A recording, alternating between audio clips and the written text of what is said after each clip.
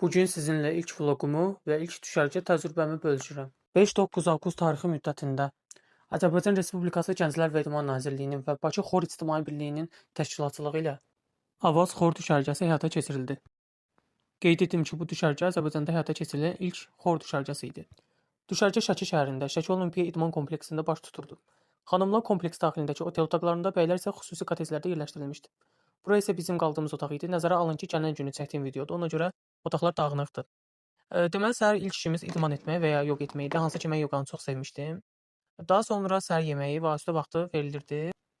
Saat 11-dən sonra artıq vokal və xor dərslərinə başlayırdıq. Adətən axşamüstü və ya günorta vaxtlarında xoreografiya və rəqs dərsləri olurdu. Düşərgədə iştirak etmək üçün sizin musiqiyə bağlı olmanız mütləq idi. Düşərgədə bir çox vokalistlər, pianoçular, musiqiçilər və s. insanlar var idi. Hətta mən biraz çəkinirdim ki, mən musiqiçi deyiləm.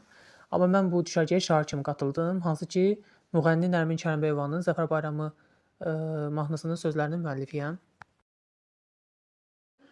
Burada isə qasa-qasdayam, çünki Dimitri müəllimin xor dərsinə keçirəm və MDB-nin loqosunu da görürəm. Burada isə əməkdar artist dəyərli Şölə xanımdan vokal dərsləri alırıq.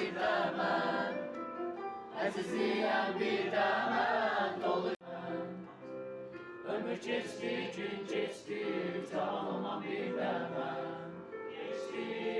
Keçdi, can olmam bir dəmən. Ömür keçdi, can olmam bir dəmən. Bir buğa bürcü olaraq həmişəki kimi gecikirəm. Ona görə tez hazırlaşıb gedirəm xor dərsinə.